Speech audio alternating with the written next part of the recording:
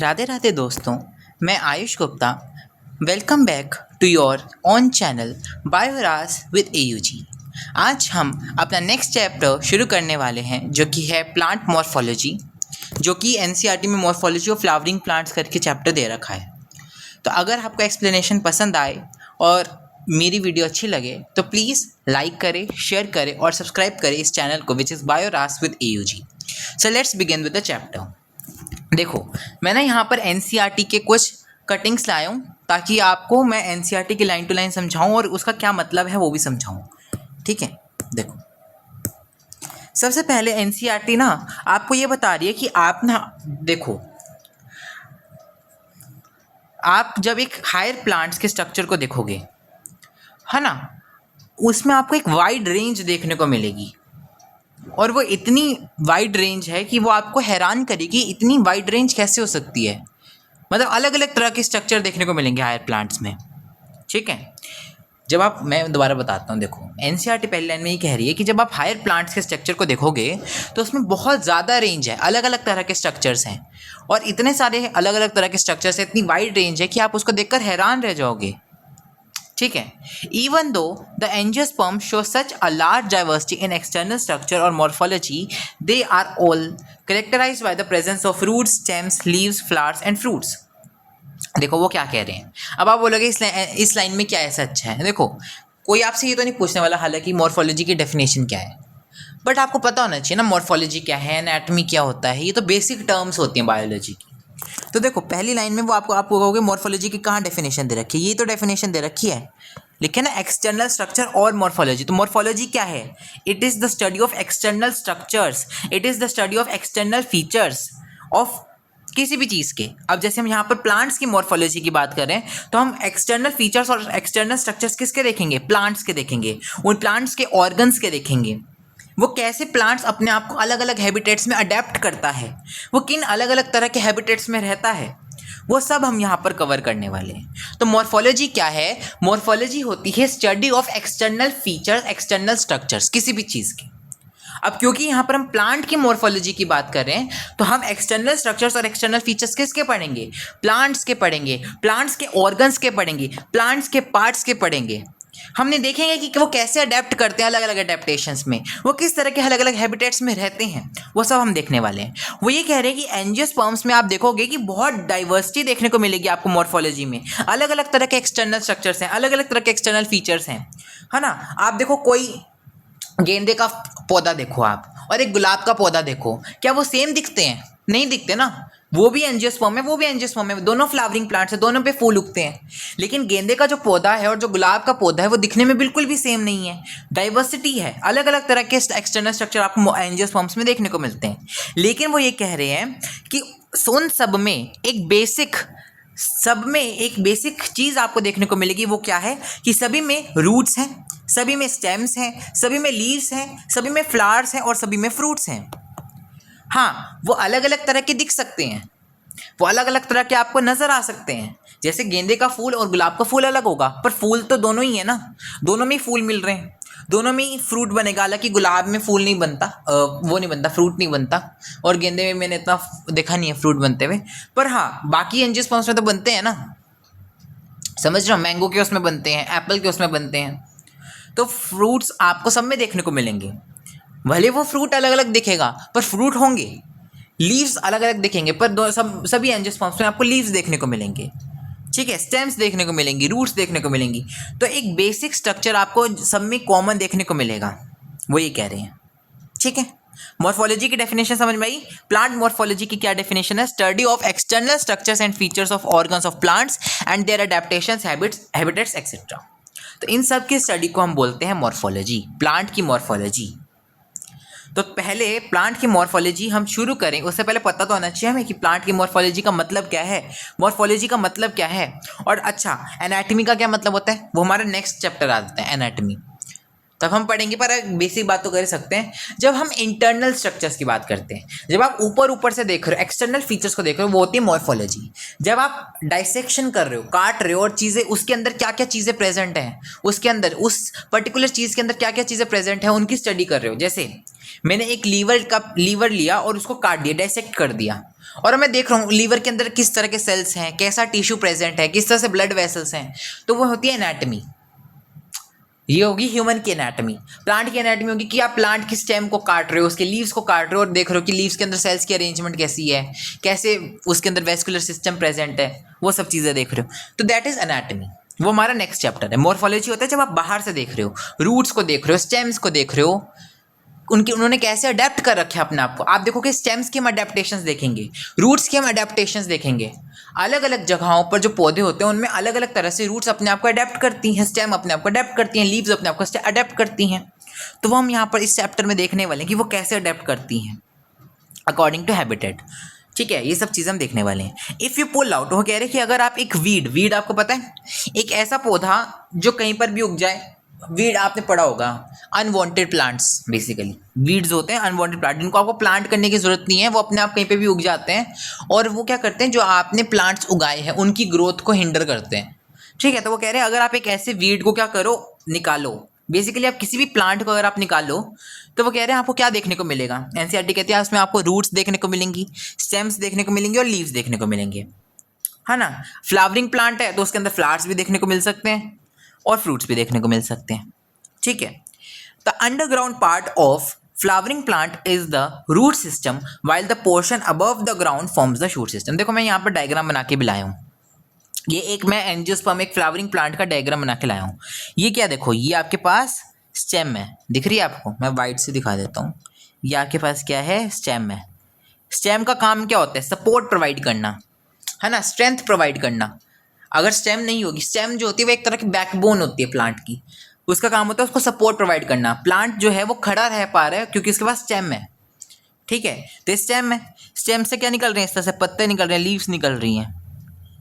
ठीक है, और यहाँ पर ऊपर क्या है, इसका फ्लावर है ना, फ्लावर है। फ्लावर का काम क्या होता है, फ्लावर का काम होता है इंसेक्ट्स को अट्रैक्ट करना पॉलिनेशन के लिए। फ्लावर्स क्या होते हैं, रिप्रोडक्टिव ऑर्गन्स होते हैं एंजियोस्पर्म्स के, ये बात हमने पढ़ी थी शायद। फ्लावर्स क्या होते हैं, रिप्रोडक्टिव ऑर्गन्स होते हैं। ठीक है, इनमें हर एक ऑर्गन का अलग अलग काम होता है। इनमें बहुत सारे पार्ट्स होते हैं, जैसे एंथर, स्टिग्मा, है ना, जो कि मेल रिप्रोडक्टिव पार्ट बनाते हैं।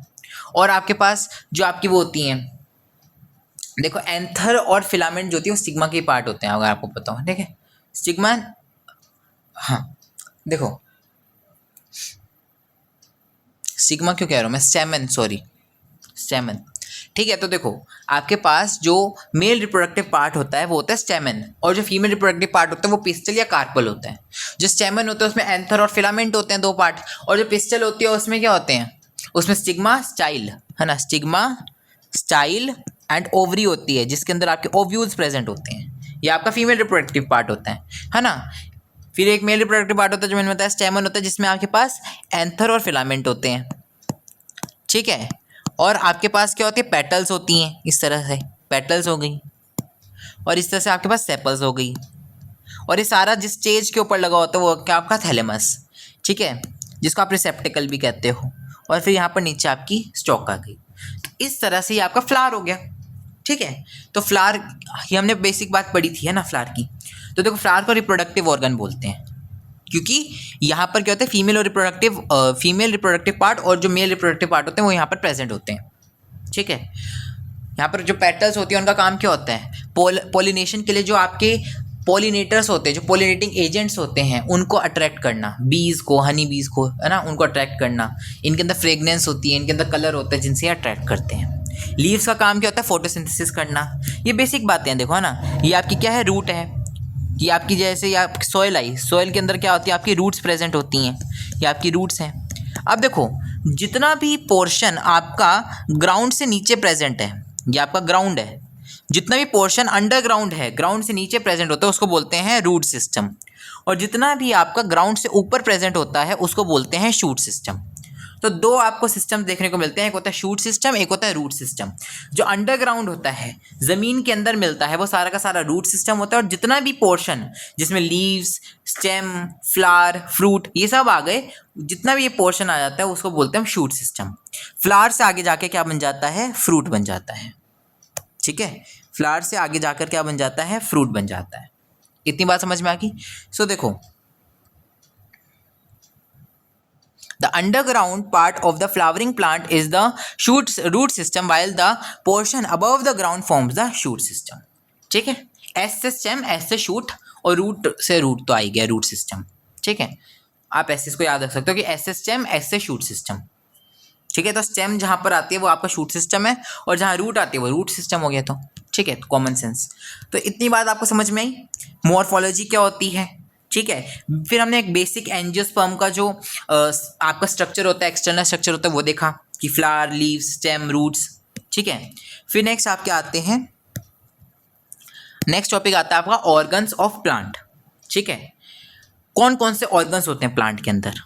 देखो, एक होते हैं आपके पास रूट, एक होती है स्टेम, एक होती है लीव्स, एक होती है फ्लावर। जो मैंने ऊपर बनाया था डायग्राम, इसी डायग्राम से मैंने बात लिख ली यहाँ पर कि भाई प्लांट के पास कौन कौन से ऑर्गन्स होते हैं। एक उसके पास रूट होती है, एक उसके पास स्टेम होती है, एक उसके पास लीव्स होती है, एक उसके पास फ्लावर होता है। ये तीनों मिलके क्या बनाती हैं, जो स्टेम, लीव्स और फ्लावर हैं, ये तीनों मिलके क्या बनाते हैं, फ्लावर से आगे जाके फ्रूट भी बन सकता है। ये मिलके क्या बनाते हैं, आपके शूट सिस्टम।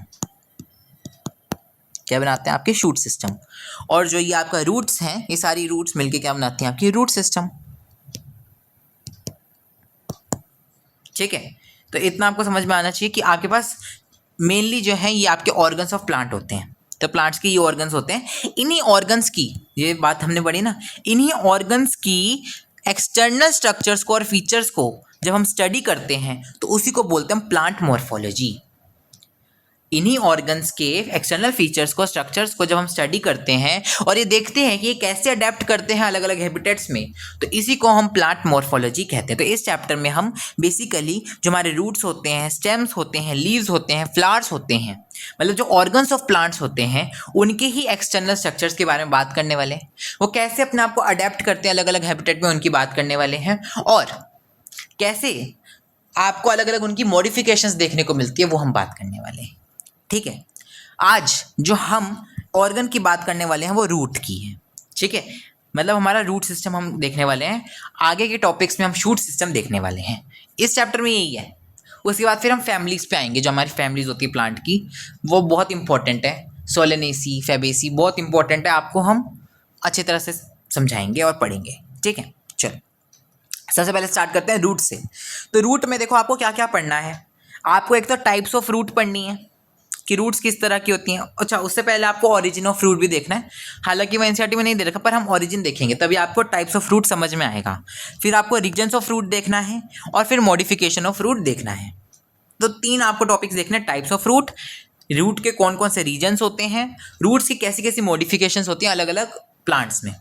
सो देखो, सबसे पहले, इससे पहले कि हम टाइप्स ऑफ रूट पे आए, पहले टॉपिक पे आए टाइप्स ऑफ रूट, उससे पहले हम देखते हैं कि रूट बनती कहाँ से है, ओरिजिन ऑफ रूट कैसे होता है। तो उसके लिए आपको आना है आपके डाइकोट सीड पर। हमने पढ़ा है ना कि दो तरह के एंजियोस्पर्म्स होते हैं, डाइकोट्स एंड मोनोकोट्स। तो डाइकोट्स में डाइकोट सीड बनेगा और मोनोकोट्स में मोनोकोट सीड बनेगा। डाइकोट सीड की एग्जांपल्स क्या हैं जिनमें आपको दो कोटिलेडन देखने को मिलते हैं। एक तो आपका पी हो गया, मटर, मटर के दाने देखे हैं। मटर के दाने को आप ऊपर का छिलका हटाओगे ना, उसमें दो होते हैं इस तरह से दाने से, तो उससे आपको पता चलता है कि भाई ये डाइकोट है, क्योंकि दो कोटिलेडन्स हो गए ना उसमें। मटर का दाना हो गया। ऐसी आपने देखे ग्राम, ग्राम जैसे छोले, छोलों में भी आप देखोगे कि अगर आप इसका कवर उतारोगे, कवर हटाओगे, तो आपको इसके अंदर इस तरह से दो मिल लेंगे। तो दो कोटिलेडन्स होते हैं इसमें भी। तो ये आपके डाइकोट्स होते हैं। और भी एग्जाम्पल्स होते हैं डाइकोट्स के। यहाँ पे मटर का दाना लाया हूँ, मटर के दाने को एग्जाम्पल लेके हम समझेंगे। ठीक है, तो देखो मैंने क्या किया है, उसको बीच से अलग कर दिया, मतलब उसके दो कोटिलेडन्स मैं यहाँ पर दिखा रहा हूँ। ये क्या है, डाइकोट, क्योंकि इसमें दो कोटिलेडन्स हैं। ये दोनों क्या है, इसके जो मैंने हरे हरे दिखाए हैं, इसके कोटिलेडन्स हैं। अच्छा, बीच में क्या होती है, देखो इसमें बीच में जो मैंने वाइट कलर से दिखाई है, ये पूरी जो मैंने वाइट कलर से दिखाई है, ये पूरी, इसको बोलते हैं हम एम्ब्रियोनल एक्सेस। बेसिकली ये इसका एम्ब्रियो है, ये इसका एम्ब्रियो है, इसको बोलते हैं हम एम्ब्रियोनल एक्सेस। ये एम्ब्रियो है, इसको बोलते हैं हम एम्ब्रियोनल एक्सिस। समझे? इसको क्या बोलते हैं हम? Embryonal axis. इस एम्ब्रियोनल एक्सिस के अभी ना आप बेसिक समझो, डिटेल में हम बाद में पढ़ेंगे। इसकी जो ऊपर वाली टिप होती है, पहले तो समझो, जो पोर्शन इस एम्ब्रियोनल एक्सिस का कोटिलिडन्स के ऊपर होता है, जैसे ये कोटिलिडन्स है, ये आपकी एम्ब्रियोनल एक्सिस है। जो पोर्शन, इतना पोर्शन, ये वाला पोर्शन दिख रहा है आपको, ये जो कोटिलिडन्स के ऊपर है, जो कोटिलिडन्स के ऊपर है, इसको बोलते हैं हम एपिकोटाइल। एपी का मतलब होता है अबव और कोटाइल का मतलब होता है कोटिलिडन्स। तो जो कोटिलिडन्स से ऊपर है रीजन, दैट इज एपिकोटाइल। और जो कोटिलिडन्स के नीचे वाला पोर्शन है इसका, ये वाला पोर्शन है जो इसका बीचों बीच है कोटिलिडन्स के, उसकी बात नहीं कर रहे हम। जो कोटिलिडन्स के ऊपर है वो आपका हो गया एपिकोटाइल, और जो कोटिलिडन्स के नीचे है ये वाला पोर्शन, ये हो गया इसका हाइपोकोटाइल। हाइपो का मतलब होता है नीचे या फिर लेस, और कोटाइल यानी कोटिलिडन। ठीक है, तो जो पोर्शन एम्ब्रियोनल एक्सिस का कोटिलिडन्स के नीचे है वो हो गया आपका हाइपोकोटाइल। अब देखो, ये जो आपका एपिकोटाइल है, इसकी जो टिप होती है इसको बोलते हैं प्लूम्यूल। जिसकी टिप होती है, बिल्कुल इसका जो एक एंड होता है, टिप होती है, उसको बोलते हैं प्लूम्यूल। ठीक है, प्लूम्यूल। और जो आपका ये हाइपोकोटाइल होता है, इसकी जो टिप होती है इसको बोलते हैं हम रेडिकल। इसको क्या बोलते हैं हम? रेडिकल। ठीक है, प्लूम्यूल से आपका सारा का सारा शूट सिस्टम बनता है। मतलब जो आपकी ये पूरा का पूरा शूट सिस्टम है, ये उस एम्ब्रियो के टिप से, विच इज प्लूम्यूल, उससे बनता है सारा का सारा। उसमें मल्टीपल डिवीजन होती रहती हैं। इस प्लूम्यूल में क्या होते हैं, बेसिकली आपके मेरिस्टेमेटिक सेल्स प्रेजेंट होते हैं। तो उन मेरिस्टेमेटिक सेल्स में क्या होती है, डिवीजन होती रहती है, और ये आगे जाके प्लूम्यूल सारा का सारा शूट सिस्टम बना देता है। मतलब जिसमें स्टेम, लीव्स, फ्लावर्स, या सारा आ गया। और जो आपका रेडिकल है, आर से रेडिकल्स, आर से रूट, इसको आप ऐसे याद रखो। तो ये सारा का सारा रूट सिस्टम आगे जाके बनाते हैं। मतलब इस यहाँ पर भी आपके मेरिस्टेमेटिक सेल्स प्रेजेंट होते हैं, जिनमें फर्दर डिवीजन होती रहती है और सेल्स बनाते रहते हैं, और उस तरह से पूरा का पूरा रूट सिस्टम बना देते हैं आगे जाकर। ठीक है, इतना समझ में आ गया? इतना बात आपको समझ में आ गई कि प्लूम्यूल से शूट सिस्टम बनता है और रेडिकल से रूट सिस्टम बनता है। मेन बात अभी आपको ये समझनी थी। ठीक है, अब समझना। अब हम आते हैं टाइप्स ऑफ रूट पे। अगर आपको ये बात समझ में आई, ये अभी के लिए आप सारी बात भूल जाओ, अगर आपको कुछ समझ नहीं आया तो बस ये बात याद रखो, प्लूम्यूल से शूट बनती है और रेडिकल से रूट बनती है। अब अगर एक रूट रेडिकल से बनी है तो उसको क्या बोलेंगे? True root. क्योंकि रूट का काम क्या था? रेडिकल से बनना, और वो रेडिकल से बन गई तो उसने अपना कर्तव्य निभाया, वो एक सच्ची रूट है, तो उसको बोलेंगे हम ट्रू रूट। क्योंकि उसको वैसे भी रेडिकल से बनना था और वो बनी भी, तो ये वो एक सच्ची रूट है, वो एक ट्रू रूट है। वहीं एक होती है एडवेंटिशियस रूट। ठीक है, वो रूट्स जो रेडिकल की जगह किसी और पार्ट से बनी, मतलब वो रेडिकल से नहीं बनी लेकिन वो कहीं और पार्ट से बन गई। लीफ, जैसे लीफ से भी बन जाती हैं, है ना, बहुत अलग अलग पार्ट्स ऑफ प्लांट से बनी, रेडिकल को छोड़ के किसी और पार्ट ऑफ प्लांट से बनी, तो उनको बोलते हैं हम एडवेंटिशियस रूट्स। मतलब एक जो रेडिकल से बनी और एक जो रेडिकल से नहीं बनी। जो रेडिकल से बनी वो सच्ची रूट है, क्योंकि उन्होंने रूट होने का कर्तव्य निभाया, वो सच्ची रूट है, ट्रू रूट है। और दूसरी है एडवेंटिशियस रूट्स। एडवेंटिशियस का मतलब ही होता है कि जो जिस चीज़ से होना था वो उससे नहीं हुआ, ये एडवेंटिशियस का मतलब होता है। तो एडवेंटिशियस रूट यानी कि उसको जहाँ से निकलना था वो वहाँ से नहीं निकली, रेडिकल से निकलना था, रेडिकल से नहीं निकली, वो कहीं और से निकली, उसको बोलते हैं एडवेंटिशियस रूट्स। एडवेंटिशियस रूट्स के एग्जाम्पल आपको कहाँ देखने को मिलते हैं? एडवेंटिशियस रूट्स आपको कहाँ देखने को मिलती है? ग्रासेस में देखने को मिलती है, मोन्स्टेरा में देखने को मिलती है, बनियन ट्री में देखने को मिलती है। इसको मैंने कैसे याद रखना है? इसको आप ऐसे इमेजिन करो कि एक मॉन्स्टर है। इसको इन 3 एग्जांपल्स को कैसे इमेजिन करोगे? देखो, इस पिक्चर को याद रखना तो आपको याद हो जाएगा। ऐसे इमेजिन करो एक मॉन्स्टर है, ठीक है, उसके ऊपर ऐसे घास उगी हुई है, बालों की जगह। बालों की जगह क्या उगी हुई है? घास उगी हुई है। और उसने क्या पहन रखी है? बनियान पहन रखी है। इसको आप ऐसे इमेजिन करना, मैं तो इसको ऐसे इमेजिन करके याद किया है मैंने। ये मॉन्स्टर है। मॉन्स्टर ने क्या है? ऊपर घास उगा रखी है बालों की जगह। ये क्या है? मॉन्स्टर है। और इसने क्या पहन रखी है? बनियान पहन रखी है। तो इससे आपको तीनों एग्जाम्पल याद रहेंगे, बनियन, मॉन्स्टर और ग्रास। तो मॉन्स्टर से मॉन्स्टेरा, ग्रास और बनियन ट्री। ठीक है, अब कैसे याद रखोगे? ये एडवेंटिशियस का एग्जाम्पल है। भाई देखो, मॉन्स्टर क्या अपना फर्ज निभाएगा? नहीं निभाएगा ना, तभी तो वो मॉन्स्टर है, नहीं तो वो अच्छा इंसान होता। वो नहीं निभाना चाहता ना, वो रूल्स ब्रेक करेगा, जो रूल्स सेट किए वो उनको ब्रेक करेगा, तभी तो वो मॉन्स्टर है, नहीं तो वो अच्छा इंसान होता। तो वो रूल्स ब्रेक क्या करेगा कि उसको जहां से आना था वो वहां से नहीं आया, उसे रेडिकल से उगना था वो रेडिकल से नहीं होगा, तो एडवेंटिशियस रूट हुआ ना वहाँ, वो एडवेंटिशियस रूट का एग्जाम्पल हुआ कि नहीं, वो हुआ। तो ऐसे याद रख लो कि एडवेंटिशियस रूट के 3 एग्जाम्पल कौन से, ग्रास, मोन्स्टेरा, बनियन ट्री। ठीक है, तो अब याद रखना कि भाई वो मॉन्स्टर है, वो गंदा इंसान है, राक्षस है, तो वो रूल्स को फॉलो नहीं करेगा, उसे रेडिकल से निकलना था वो रेडिकल से नहीं निकलेगा, तो वो एडवेंटिशियस रूट का एग्जाम्पल होगा। तो ऐसे याद रखो एडवेंटिशियस रूट के एग्जाम्पल है grass, monstera and banyan tree. Next, एक और टाइप्स ऑफ रूट आपको देखना है, मतलब दो रूट्स की आपको 2 क्लासिफिकेशन देखनी है, एक तो ओरिजिन के हिसाब से, ओरिजिन के बेसिस पे, दूसरा आपको देखनी है स्ट्रक्चर के बेसिस पे, ओरिजिन के बेसिस पे, ऐसे मर्जी कह लो। तो 2 तरह की एक और आपको क्लासिफिकेशन देखनी है। रूट सिस्टम 2 तरह के होते हैं, एक होता है टैप रूट सिस्टम, एक होता है fibrous root system. Tap root system, fibrous root system. ठीक है, टैप रूट सिस्टम किस में देखने को मिलता है? देखो पहली बात, टैप रूट सिस्टम होता क्या है? टैप रूट सिस्टम क्या होता है, देखो मेजॉरिटी ऑफ डाइकोटिलेडनस प्लांट्स में क्या होता है, जो डायरेक्ट इलोंगेशन होती है रेडिकल की, it leads to the formation of primary root. देखो टैप रूट में क्या होता है, आपने देखी है गाजर, मूली, वो सब टैप रूट के एग्जाम्पल हैं। तो टैप रूट में क्या होता है, इस तरह से एक प्राइमरी रूट होती है, मेन सेंट्रल एक्सेस होती है, एक मेन सेंट्रल रूट होती है जिसको बोलते हैं प्राइमरी रूट। जो गाजर आपने देखी है, मूली देखी है, वो प्राइमरी रूट है। ठीक है, मोटी सी, तो मोटी सी सेंटर में एक रूट होती है, वो आपकी प्राइमरी रूट है, ये आपकी प्राइमरी रूट है। ठीक है, टैप रूट में क्या होती है, इस तरह से एक प्राइमरी रूट होती है, और ये प्राइमरी रूट कहाँ से निकली है, ये रेडिकल से निकली है। तो जो आपकी टैप रूट होती है वो ट्रू रूट का एग्जाम्पल है। ठीक है, ये रेडिकल से ही निकली है। और इन प्राइमरी रूट से क्या होता है, इस तरह से सेकेंडरी रूट्स निकलती हैं। ठीक है, प्राइमरी रूट से थोड़ी पतली पतली फर्दर रूट्स निकलती हैं, साइडवेज, साइड में निकलती हैं, इनको बोलते हैं हम सेकेंडरी रूट्स। फिर इन सेकेंडरी रूट से आगे जाकर टर्शियरी रूट्स निकलती हैं। ठीक है, इस तरह से इनसे आगे जाकर टर्शियरी रूट्स निकलती हैं। ठीक है, फिर इन टर्शियरी रूट से आगे जाके क्वाटरनरी रूट्स निकलती हैं। देखो ये आगे डिवीजन चलता रहेगा, क्वाटरनरी रूट से फिर आगे और निकलेंगी। ठीक है, और पतली पतली रूट्स निकलेंगी, फाइनली जाकर रूट हेयर्स आ जाएंगे। ठीक है, फाइनली जाकर आपको रूट हेयर्स मिल जाएंगे जो कि एक सिंगल सेल थिक होंगे।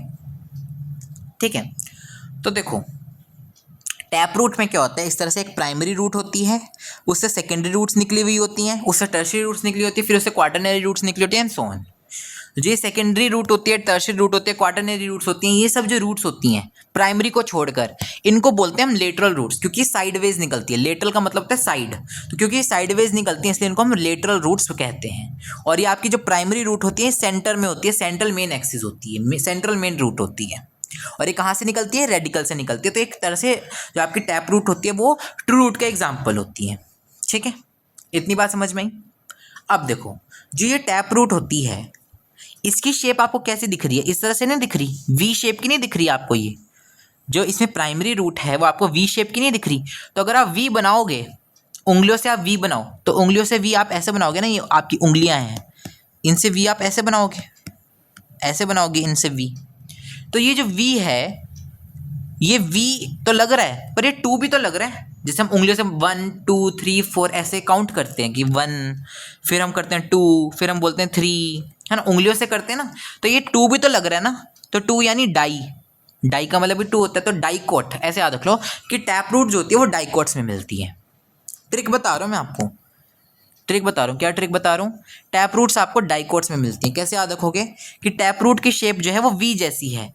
अब आप उंगलियों से अगर वी बनाओगे तो वो वी तो लग रहा है, पर साथ साथ वो 2 भी तो लग रहा है। जैसे हम उंगलियों से 1 2 3 4 काउंट करते हैं, तो 2 भी तो लग रहा है, ये नंबर 2, जो नंबर 2 होता है। तो 2 का मतलब क्या होता है, डाई, डाई का मतलब 2 ही तो होता है, तो डाइकोट्स। तो याद रखना डाइकोट्स में मिलती हैं ये।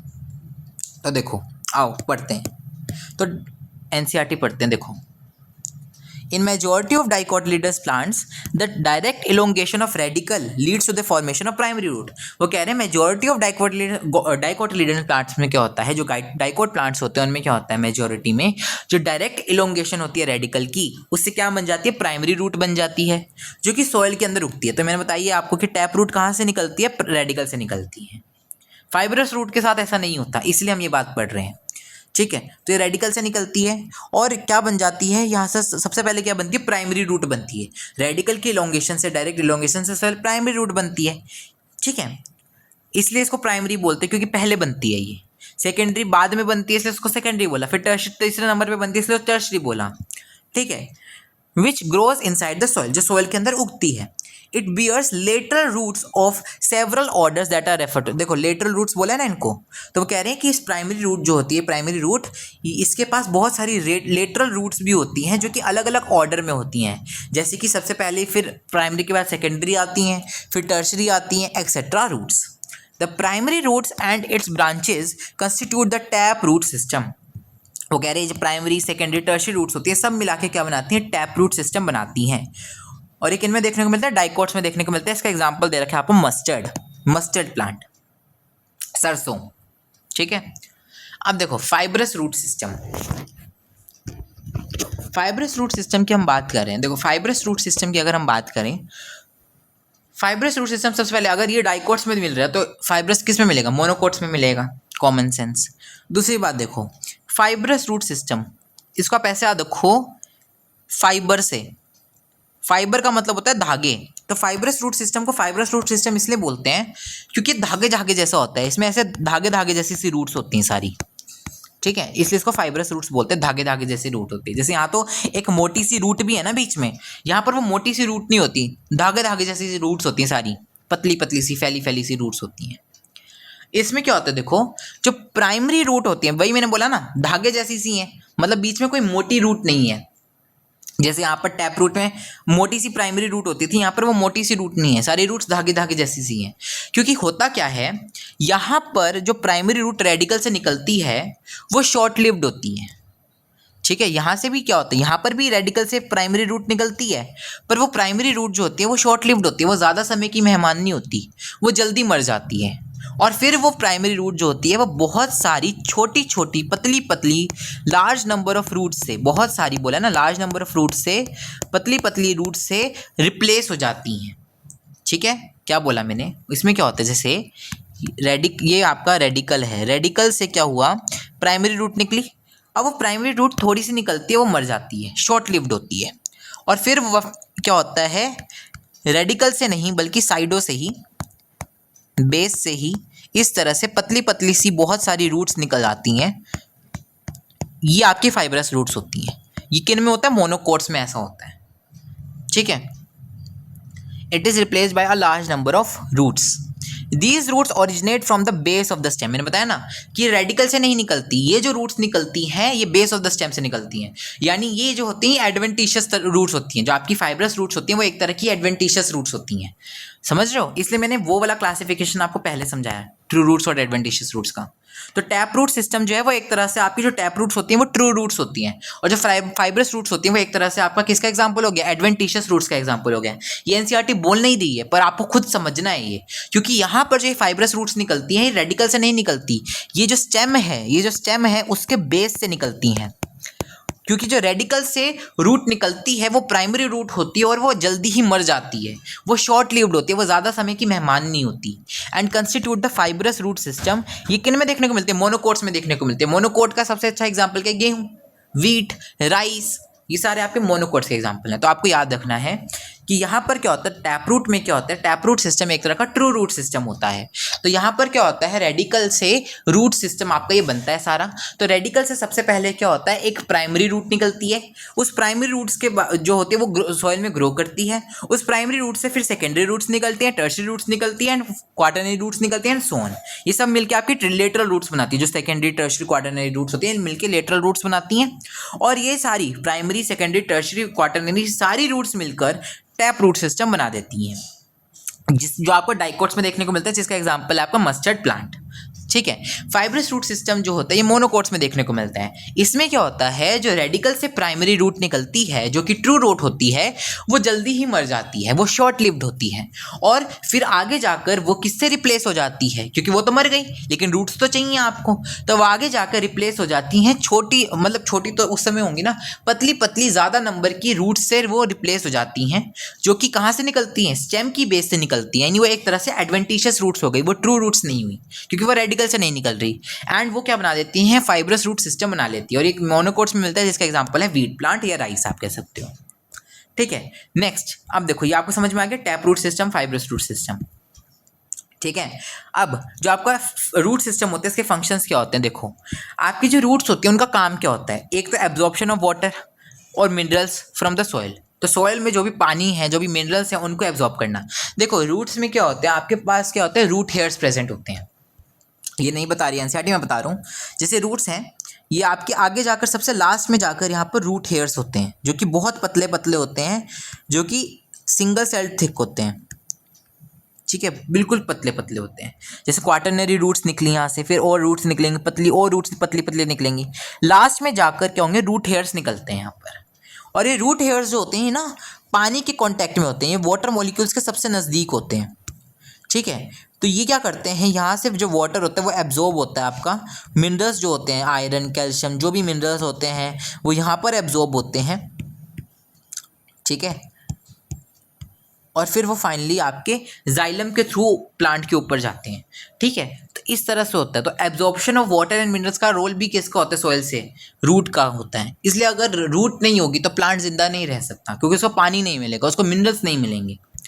Providing proper anchorage to the plant parts. देखो रूट जो होती है ना वही जो होती है वो सॉइल में गड़ी होती है, इस कारण से प्लांट जो होता है वो खड़ा रह पाता है।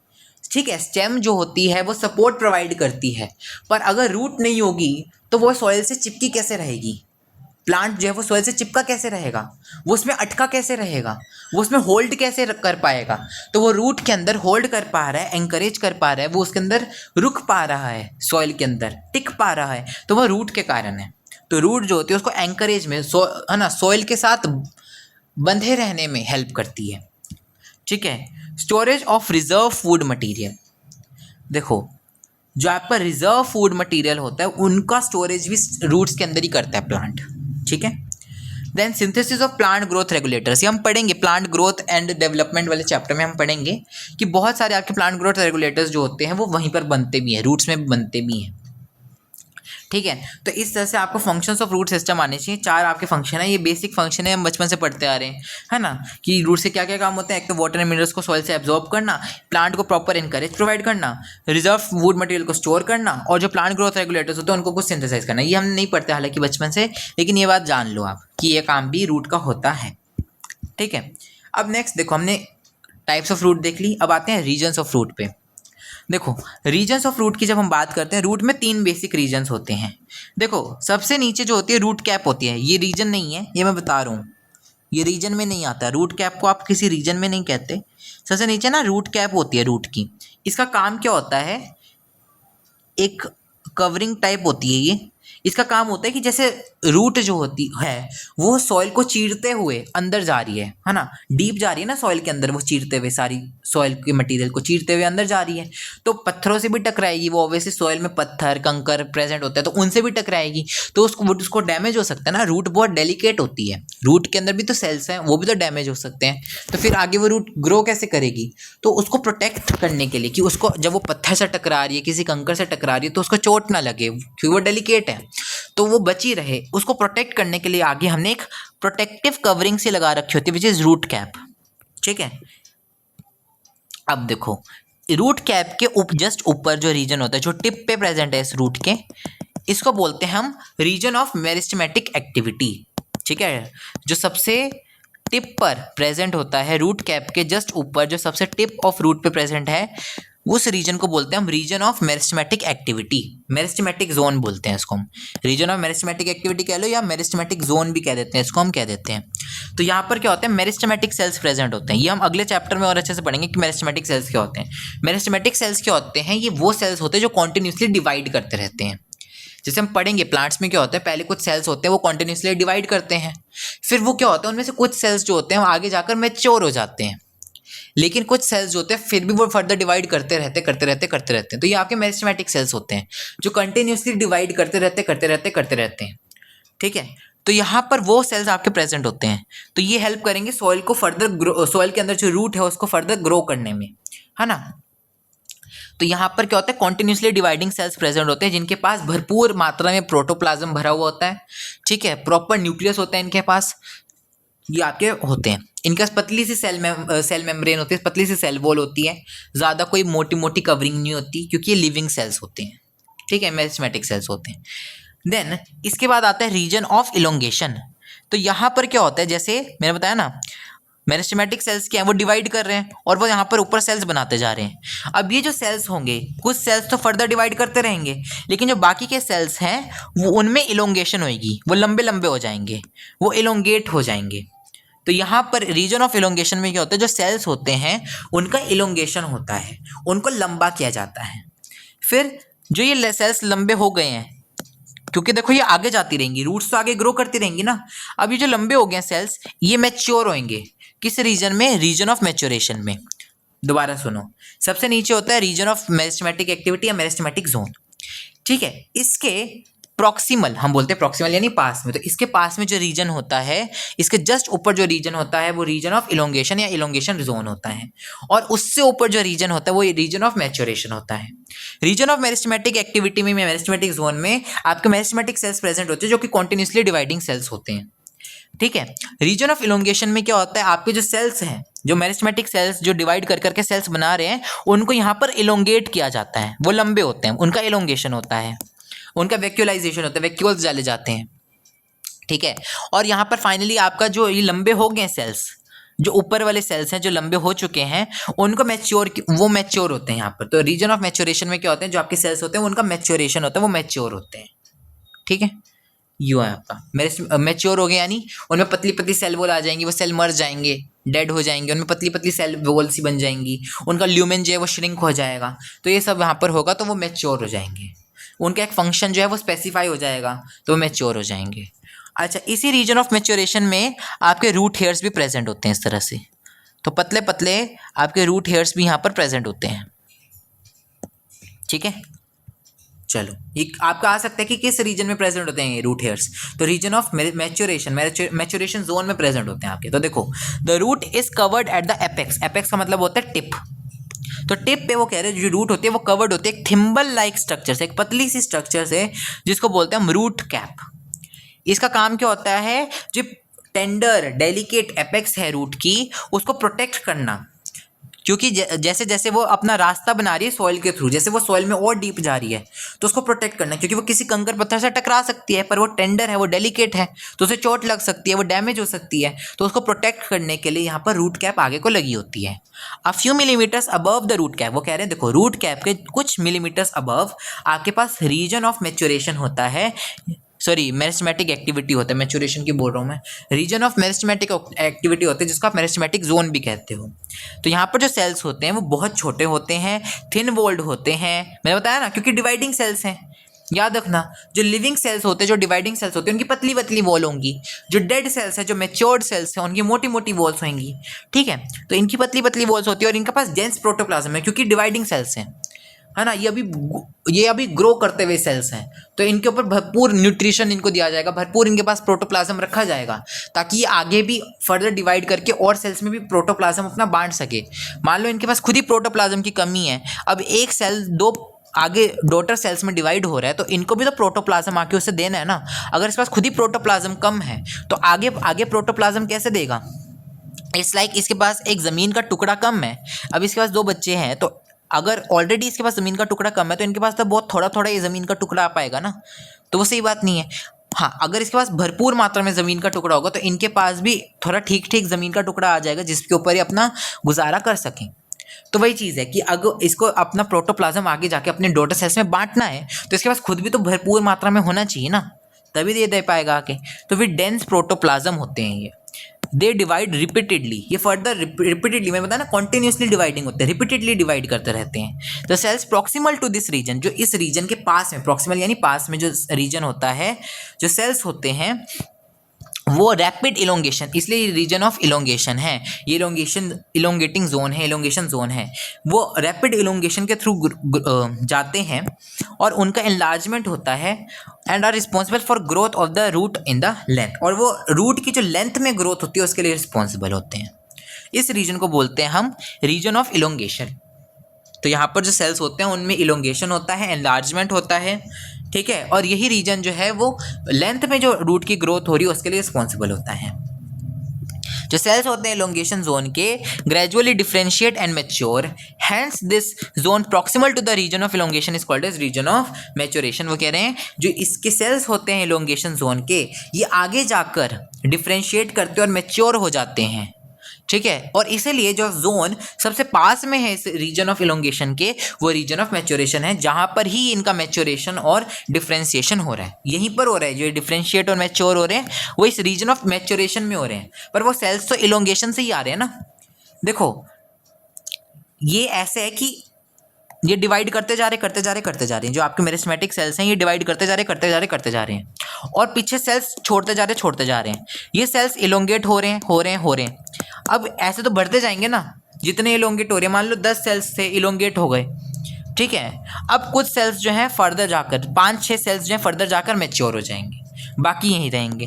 तो ऐसा होता है, तो इसी इलोंगेशन जोन से ही वो सेल्स आगे जाके मैच्योरेशन जोन में जा रहे हैं और वो मैच्योर हो रहे हैं।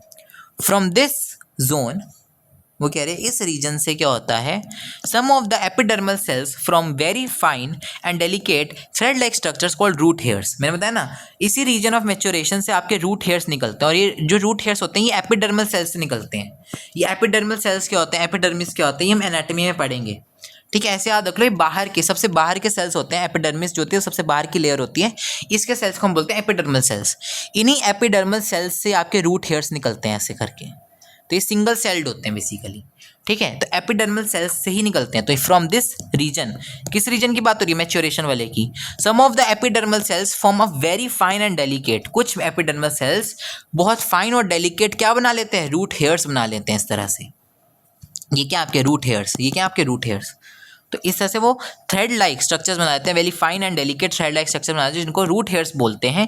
ये रूट हेयर्स क्या करते हैं, ये पानी के वाटर मॉलिक्यूल्स के सबसे नज़दीक होते हैं, तो ये वाटर एंड मिनरल्स को सॉइल से एब्जॉर्ब करते हैं और इन रूट्स में देते हैं, और जिनसे ये जाइलम के थ्रू ऊपर प्लांट्स में चले जाते हैं वाटर एंड मिनरल्स, ठीक है। ये समझ में आया आपको, 3 जोन समझ में आए, maturation zone, elongation zone, meristematic zone. Meristematic zone जो है वो एपेक्स के पास है सबसे, ठीक है। फिर उसके ऊपर जो आपका प्रॉक्सिमल जो उससे वो रीजन ऑफ इलोंगेशन है, इलोंगेशन जोन है, और उससे जो प्रॉक्सिमल है वो आपका मैच्योरेशन जोन या रीजन ऑफ मैच्योरेशन है, ठीक है। नेक्स्ट आता है मॉडिफिकेशंस ऑफ फ्रूट्स। देखो ये बात एनसीईआरटी में नहीं दे रखी पर नीट के लिए इंपॉर्टेंट है, तो समझ लो। देखो मैच्योरेशन जोन की हमने बात कर ली, जोन्स की हमने बात कर ली, अब हम आते हैं मॉडिफिकेशन ऑफ फ्रूट्स पे। देखो रूट जो है वो 3 तरह से मॉडिफाई कर सकती है, वो 3 कामों के लिए मॉडिफाई कर सकती है। एक तो फूड स्टोर करने के लिए वो अपने आप को मॉडिफाई कर सकती है, दूसरा प्लांट को सपोर्ट करने के लिए वो मॉडिफाई कर सकती है, और तीसरा ब्रीदिंग के लिए वो अपने आप को मॉडिफाई कर सकती है। 3 कामों के लिए वो अपने आप को मॉडिफाई कर सकती है। फूड स्टोरेज के लिए बात करते हैं सबसे पहले कि फूड स्टोरेज के लिए वो अपने आप को कैसे मॉडिफाई कर सकती है। फूड स्टोरेज के लिए पहले हम देखेंगे टैप रूट्स जो होती है वो कैसे अपने आप को मॉडिफाई करती है, और एडवेंटिशियस रूट्स अपने आप को कैसे मॉडिफाई करती है, अलग अलग देखेंगे। टैप रूट की जो फूड स्टोरेज के लिए मॉडिफिकेशन होती है वो हम अलग से देखेंगे, और एडवेंटिशियस रूट्स की जो मॉडिफिकेशन होती है फूड स्टोरेज के लिए वो हम अलग से देखेंगे। तो देखो जो टैप रूट होती है वही आगे जाकर फूड स्टोरेज के लिए अलग अलग तरह से मॉडिफाई करती है, एडवेंटिशियस रूट भी करती है, पर हमें जो है ज़्यादातर टैप रूट की पढ़नी है। एडवेंटिशियस के आपको कुछ एग्जांपल देख लेने हैं, बस वही पूछे जाते हैं वो आपको देख लेना है। तो देखो जो टैप रूट होती है वो आगे जाकर 3 तरह से मॉडिफाई कर सकती है जो हमारे सिलेबस में है। एक होता है कॉनिकल, एक होती है फ्यूसीफॉर्म, और एक होती है नैपीफॉर्म। 3 तरह की शेप में वो आगे जाकर मॉडिफाई कर सकती है फूड स्टोर करने के लिए। कॉनिकल शेप में जब वो मॉडिफाई करती है तो वो कैसी दिखती है, ऊपर से वो मोटी होती है, ऊपर से मोटी और नीचे से पतली। जैसे आपने देखिए गाजर, कैरेट, वो इसका सबसे अच्छा एग्जाम्पल है। तो कैरेट जो है वो कॉनिकल मॉडिफिकेशन हो गई आपकी फूड स्टोरेज के लिए, जो टैप रूट की होती है मॉडिफिकेशन। ऊपर से मोटी है और नीचे से पतली है, तभी तो वो कोन बनेगा। कोन देखे आपने? कोन, कोन भी तो ऐसे ही होता है। तो ऊपर से मोटी होगी और नीचे से पतली होगी, जिससे आपकी गाजर। फ्यूजिफॉर्म फॉर्म में क्या होता है, ऊपर से पतली होती है जो रूट होती है, बीच में से मोटी होती है और फिर नीचे से फिर पतली होती है। मतलब आंख जैसी शेप बन जाएगी आपकी, ऊपर से पतली, नीचे से, बीच में से मोटी और फिर नीचे से पतली। जैसे आपने देखा होगा मूली, मूली की भी तो ऐसी शेप होती है, ऐसी सी मूली की भी ऐसी शेप होती है। आपने कभी मूली को देखा हो? ऐसी तो होती है वो मूली। तो मूली जो होती है वो भी फ्यूसिफॉर्म शेप में आती है आपकी, रेडिश। ठीक है। देन नेपिफॉर्म, मैं बोल रहा था ना, ये गाजर, मूली, ये सब क्या है? ये सभी आपकी टैप रूट्स की एग्जांपल्स हैं। ये टैप रूट की मॉडिफिकेशन है फूड स्टोरेज के लिए। ठीक है। नेपिफॉर्म, नेपिफॉर्म का एग्जांपल क्या है? नेपिफॉर्म में क्या होता है, ऊपर से फ्लैट होती है, ऊपर से चपटी होती है और नीचे जाते जाते वो पतली होती रहती है। वो एक तरह से ट्राइंगुलर शेप बना लेती है। जैसे आपने देखा ना, ट्राइंगल, ट्राइंगुलर शेप बना लेती है नीचे जाते हुए। तो आपने देखा हो कभी टर्निप, है ना? टर्निप जो है वो इसका सबसे अच्छा एग्जाम्पल है। इसको हिंदी में क्या बोलते हैं मैं वो भूल गया। एक वो होती है ना पर्पल सी जो होती है, वो उसकी बात हो रही है। उसको बोलते हैं हम ऐसी सी होती है ये, कभी आपने देखी हो? ऊपर से वाइट वाइट सी भी होती है, थोड़ी थोड़ी शेडिंग सी, वो टर्निप होती है। ठीक है। नाम मैं इसका भूल गया, इसको हिंदी में क्या बोलते हैं। टर्निप जो होता है वो इसका एग्जाम्पल है। तो नेपिफॉर्म, ये तीन आपके मॉडिफिकेशंस हो गए जो टैप रूट के होते हैं फूड स्टोरेज के लिए। कॉनिकल, फ्यूसिफॉर्म, नेपिफॉर्म। कॉनिकल में ऊपर से मोटी नीचे से पतली होती है, एग्जाम्पल कैरेट। फ्यूसिफॉर्म में ऊपर से पतली, नीचे बीच में से मोटी और फिर नीचे से पतली होती है, तो इसका एग्जाम्पल है रेडिश, मूली। और नेपिफॉर्म में एग्जाम्पल में क्या होता है, जो ऊपर से फ्लैट होती है और नीचे से जाते जाते वो ट्रायंगल हो जाती है, तो इसका एग्जाम्पल क्या है, टर्निप। ठीक है। ये आपके तीन एग्जांपल्स होते हैं of modification of tap root for food storage. ठीक है। ये आपको एग्जांपल ज़्यादातर पूछे जा सकते हैं कि कॉनिकल के एग्जांपल क्या है, फ्यूसिफॉर्म के, नेपिफॉर्म में स्टेटमेंट बेस्ड आ सकते हैं ये कि रेडिश जो है वो फ्यूसिफॉर्म का एग्जांपल, तो आपको पता होना चाहिए, तभी आपको स्टेटमेंट भी सही लगेगी। अब देखो एडवेंटिशियस रूट्स की मॉडिफिकेशन हम देख रहे हैं फूड स्टोरेज के लिए। तो इसमें आपको दो एग्जांपल्स याद रख लो बस। एक तो स्वीट पोटैटो, ठीक है, जो आपकी शकरकंदी होती है, स्वीट पोटैटो, वो आपका एडवेंटिशियस रूट की मॉडिफिकेशन है फूड स्टोरेज के लिए। ये याद रखना, एडवेंटिशियस रूट की मॉडिफिकेशन है ये फूड स्टोरेज के लिए। टैप रूट की मत कर लेना। ये ऐसे उगती है, अगर आप कभी देखो ना गूगल पे, आप फोटो निकालना, ये ऐसे होती है शकरकंदी जो उगती है, वो ऐसे उगती है, ऐसे से। तो ये एडवेंटिशियस रूट ही तो है, ऐसे से, ऐसे से, ऐसे से उगती है। तो ये टैप रूट की नहीं, एडवेंटिशियस रूट की मॉडिफिकेशन है फूड स्टोरेज के लिए, जो शकरकंदी है। एस्पैरेगस, है ना, ये भी आपका क्या है, इसी का एग्जाम्पल है। किसका? एडवेंटिशियस रूट का एग्जाम्पल है फूड स्टोरेज के लिए। तो दो एग्जाम्पल आपको एडवेंटिशियस के याद रख लेने हैं बस, एस्पेरेगस और स्वीट पोटैटो। ये पूछे जा सकते हैं कि ये एडवेंटिशियस के एग्जाम्पल हैं या टैप रूट के एग्जाम्पल हैं। तो ये एडवेंटिशियस के एग्जाम्पल हैं for root modification for food storage. देखो सपोर्ट के लिए कैसे कैसे मॉडिफाई कर सकती है रूट अपने आप को। एक तीन आपको याद रखना है, stilt root, prop root, buttressing root. आपको बेसिक बेसिक बातें पता नहीं चाहिए। स्टिल्ट रूट क्या होती हैं? स्टिल्ट रूट क्या होती हैं? ये आपको शुगर केन और मस्टर्ड में देखने को मिलती हैं। इसमें क्या होता है, आपके पास यहाँ से नीचे वाले नोड्स जो होते हैं, नोड है ना, ये नोड स्टेम है। देखो ये मैंने वो बनाई है, ये शकरकंदी कह रहा हूँ, शुगर केन। ठीक है, शुगर केन आपने देखी होगी। ठीक है, शुगर केन मैंने यहाँ पर गन्ना बनाया है। गन्ने में जो नोड्स होते हैं, नीचे वाली नोड्स होती हैं, उनसे यहाँ पर ऐसे रूट्स निकलती हैं जो कि ग्राउंड में जाती हैं। ठीक है, जैसे ये आपका गन्ना है, ये जो नीचे वाली नोड्स होती हैं, यहाँ से ऐसे रूट्स निकलते हुए ग्राउंड में जाती हैं, तो ये आपकी स्टिल्ट रूट होती हैं। तो ये बेस ऑफ, आप कह सकते हो बेस नोड्स से निकलती हैं, जो बेस वाली नोड्स होती हैं उनसे निकलती है, जो नीचे वाली नोड्स होती हैं उनसे निकलती हैं। इसका एग्जांपल क्या है? Sugar cane and mustard. ऐसे स्टिल्ट, ऐसे शुगर केन, याद रखना। तो स्टिल्ट रूट के एग्जांपल क्या? शुगर केन और मस्टर्ड। ठीक है। प्रोप रूट, इसको आप कैसे याद रखोगे? प्रोप रूट को ऐसे याद रख लो, प्रोप का मतलब आपको पता है, प्रोप, प्रोप होते हैं जो प्लेज में यूज़ करते हैं, नाटक प्ले करते हैं, तो उनमें हम यूज़ करते हैं ना प्रॉप्स। तो ऐसे याद रखो कि एक बहुत फेमस प्रॉप होता है प्ले का, पेड़, बोलते हैं ना हमें पेड़ बना के पीछे खड़ा कर देते हैं प्ले में। तो सबसे अच्छा प्रॉप जो होता है, जो प्लेस में यूज़ किया जाता है, वो होता है पेड़। तो ऐसे याद रखो, बनियन का पेड़ ऐसे याद रखो कि एक बरगद का पेड़ है, उस है ना, वो आपने एज अ प्रॉप यूज़ किया प्ले में। ऐसे आप ना इमेजिन करो कि एक प्ले हो रहा है और पीछे एक बनियन का पेड़ जो है, एक बरगद का पेड़ जो है जिसके ऐसे दाढ़ियाँ से निकल रही हैं, उसको एज अ प्रॉप यूज़ किया हुआ है। एक बच्चे को ऐसे बरगद का पेड़ बना के पीछे खड़ा कर रखे हैं, उसे प्रॉप बना के पीछे खड़ा कर रखे हैं। तो ऐसे याद रखो, प्रॉप रूट जो होती है वो बनियन के ट्री में देखने को मिलती है। तो जो ऐसे आपने देखा होगा दाढ़ी दाढ़ी सी निकलती है बनियन के पेड़ में से, बरगद के पेड़ में से, ये आपकी प्रॉप रूट होती हैं जो ब्रांचेस में से निकलती हैं इसके। और ये क्या करती हैं, फिर ज़मीन में जाती हैं। कई बार ये ज़मीन में जैसे जाके नया पौधा भी बना देती हैं, यहाँ से नया बनियन का पेड़ भी बना देती हैं। तो ब्रांचेस से निकलती हैं ये रूट्स। हैंस एडवेंटिशियस रूट का भी एक तरह से एग्जाम्पल हो गया, क्योंकि ये रेडिकल से नहीं निकल रही, कहीं और से निकल रही है, तो किसी और पार्ट ऑफ प्लांट से निकल रही है, तो ब्रांचेस से निकल रही है, इसलिए एडवेंटिशियस रूट का एग्जाम्पल हो गया। और ये सपोर्ट दे रही है, इसको एडिशनल सपोर्ट प्रोवाइड कर रही हैं। जैसे स्टिल्ट रूट भी इसको सपोर्ट प्रोवाइड करिए, तो सपोर्ट के लिए मॉडिफिकेशन हो गई ना। ऐसी तीसरी बट्रेसिंग रूट। बट्रेसिंग रूट क्या होती हैं, इस तरह की होती हैं। देखो मैं आपको फोटो बना के दिखाता हूँ।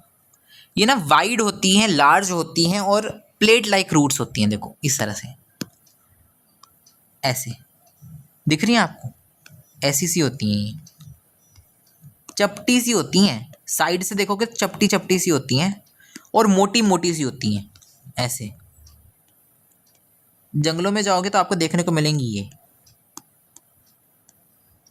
ऐसे चपटी चपटी सी होती हैं, प्लेट्स जैसी सी रूट्स होती हैं। आप गूगल पे सर्च करना, आपको मिलेंगी।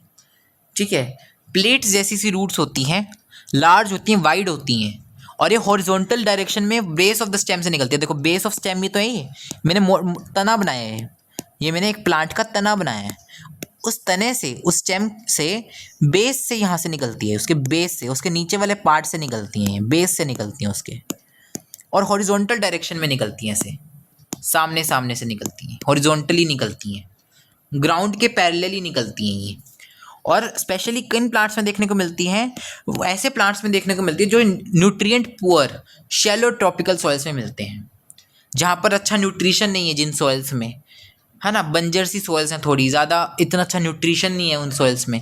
ऐसे सॉइल में जो प्लांट्स उगते हैं उनमें आपको ये जनरली देखने को मिलती है बट्रेसिंग रूट्स। हल्का हल्का आपको आइडिया होना चाहिए, इसका एग्जाम्पल नहीं आपको देखना, बस पता होना चाहिए बट्रेसिंग रूट्स क्या होती हैं। अब देखो नेक्स्ट होती है ब्रीदिंग के लिए जो मॉडिफिकेशन होती हैं। तो देखो ब्रीदिंग के लिए आपको याद रखना है, जो मॉडिफिकेशन होती है वो होती है किस प्लांट में, राइजोफोरा में। ये एग्जांपल आपको याद रखना है, PYQ रह चुके हैं। पूछ लेते हैं कि ब्रीदिंग रूट्स हाँ जो होती हैं, है ना, जो आपकी न्यूमेटोफोर्स होती हैं, वो कहाँ देखने को मिलती हैं, वो किन में देखने को मिलती हैं, राइजोफोरा में देखने को मिलती हैं। तो राइजोफोरा जो होता है, देखो ये ब्रीदिंग रूट्स आपको किन प्लांट्स में देखने को मिलती है, ये जनरली ऐसे प्लांट्स में देखने को मिलती हैं जो कि दलदल वाले इलाकों में रहते हैं, क्योंकि दलदल है तो वहाँ पर जो है अगर रूट्स अंडरग्राउंड होंगी तो क्या होगा, उनको सांस लेने में दिक्कत आती है। जब ग्राउंड्स में अंडरग्राउंड चली जाती हैं रूट्स तो उनको सांस लेने में दिक्कत आती है, तो क्या करती हैं, वो इस तरह से ऊपर उठ जाती हैं, इस तरह से दलदल से बाहर निकल आती हैं रूट्स, ताकि वो सांस ले सकें, ताकि वो ब्रीद कर सकें। क्योंकि दलदल है, सारा इलाका जो है उसमें मिट्टी भरी पड़ी है, वो गीली चिकनी मिट्टी, तो सांस लेने में दिक्कत आती है, क्योंकि उसमें इतनी एयर प्रेजेंट नहीं है ना, ना ही एयर क्रॉस करके अंदर जा पा रही है। तो इसलिए जो रूट्स होती हैं वो खुद ही इन दलदल से बाहर निकल आती है, इन मार्शी एरिया से बाहर निकल आती हैं, ऊपर निकल आती हैं, ताकि वो ब्रीथ कर सके, सांस ले सके, नहीं तो वो मर जाएंगी और प्लांट भी मर जाएगा। तो ब्रीदिंग रूट्स आपको किन में देखने को मिलती हैं, ऐसे पौधों में देखने को मिलती हैं जो मार्शी एरियाज में पाए जाते हैं, जो कि सॉल्टी एरियाज में, है ना, पाए जाते हैं। मतलब जो प्लांट्स आपके हेलोफाइल्स होते हैं उनमें आपको देखने को मिलती है। हेलोफाइल्स वो होते हैं जो सॉल्टी एरियाज में उगते हैं, ठीक है। ऐसे प्लांट जो मार्शी एरियाज में उगते हैं उनमें देखने को मिलती हैं, ठीक है। तो याद रखना इन्हीं ब्रीदिंग रूट्स को क्या बोलते हैं, न्यूमेटोफोर्स। ब्रीदिंग रूट तो जनरल नाम हो गया एक कॉमन भाषा में, इनका साइंटिफिक नेम क्या हो जाता है थोड़ा, न्यूमेटोफोर्स। तो न्यूमेटोफोर्स या ब्रीदिंग रूट्स किन में देखने को मिलती हैं, ये ऐसे प्लांट्स में देखने को मिलते हैं जो सॉल्टी एरियाज में पाए जाते हैं, यानी कि जो हेलोफाइल्स होते हैं आपके, ठीक है। हेलो का मतलब होता है सॉल्टी, फाइल्स यानी लविंग, यानी जो सॉल्ट लविंग होते हैं, जो सॉल्टी एरियाज में प्लांट पाए जाते हैं, ठीक है। ऐसी जो मार्शी एरियाज में, दलदल वाले इलाकों में पाए जाते हैं, उनमें आपको देखने को मिलती है, क्योंकि वहाँ पर जो रूट्स होती हैं वो सांस नहीं ले पाती दलदल के नीचे, तो इससे वो दलदल से ऊपर निकल आती है ताकि वो सांस ले पाएं। अच्छा, इसका सबसे अच्छा एग्जाम्पल क्या आपका, राइजोफोरा, ठीक है, ये राइजोफोरा का एग्जाम्पल बना रखे हमने, जो दलदली इलाकों में मिलता है। और इसमें क्या होते हैं, इस तरह से न्यूमेटोफोर्स आपको देखने को मिलते हैं। तो ब्रीदिंग रूट्स जो होती हैं उनको न्यूमेटोफोर्स बोलते हैं। अच्छा, इन न्यूमेटोफोर्स में क्या होते हैं, ये आपकी ब्रीदिंग रूट्स हैं, ये क्या न्यूमेटोफोर्स ब्रीदिंग रूट्स, इनमें क्या होते हैं, इस तरह से कुछ छेद होते हैं जिनके थ्रू ये सांस लेती हैं। ऊपर तो निकल गई, लेकिन सांस तो लेना, तो इनमें कुछ कुछ ऐसे छेद होते हैं जिनके थ्रू ये सांस लेती हैं। इन छेद को बोलते हैं हम न्यूमेथोड्स। इनको क्या बोलते हैं हम, न्यूमेथोड्स। तो इन पोर्स को, इन छेदों को क्या बोलते हैं, न्यूमेथोड्स। तो याद रखना, टर्म आपको याद रखनी है। एग्जाम्पल क्या है ब्रीदिंग रूट्स का, राइजोफोरा, यानी किन में देखने को मिलते हैं, जनरल अगर हम बात करें तो ऐसे प्लांट्स में जो मार्शी एरियाज में मिलते हैं, जो सॉल्टी एरियाज में मिलते हैं, जो हेलोफाइल्स होते हैं उनमें देखने को मिलती हैं ये ब्रीदिंग रूट्स। और इसका एग्जाम्पल क्या है, राइजोफोरा, जो कि दलदल वाले इलाकों में देखने को मिलता है। और ये जो ब्रीदिंग रूट्स होती हैं इनको क्या कहा जाता है, इनको न्यूमेटोफोर्स कहा जाता है। ठीक है, और जो पोर्स होते हैं इनमें जो छेद होते हैं जिनके थ्रू ये सांस लेती है उनको न्यूमेथोड्स कहा जाता है। ठीक है, उनको न्यूमेथोड्स कहा, तो रूट्स को न्यूमेटोफोर्स एंड छेदों को न्यूमेथोड्स। ठीक है, ये आपको याद रखना है। इस तरह से आपका ये खत्म हो गया ब्रीदिंग के लिए भी मॉडिफिकेशन। हमारी जो रूट है वो इतना ही पार्ट है। नेक्स्ट हम देखेंगे स्टेम, देखेंगे लीव्स, देखेंगे हम आगे जाके, आगे वाले टॉपिक्स में हम आगे वाले लेक्चर्स में देखेंगे। अगर आपको ये वीडियो, मेरी एक्सप्लेनेशन अच्छी लगे तो प्लीज़ लाइक करें, शेयर करें, सब्सक्राइब करें चैनल को बायोरास विद AUG को, और अपने दोस्तों से भी शेयर करें। ठीक है, thank you for watching, bye bye.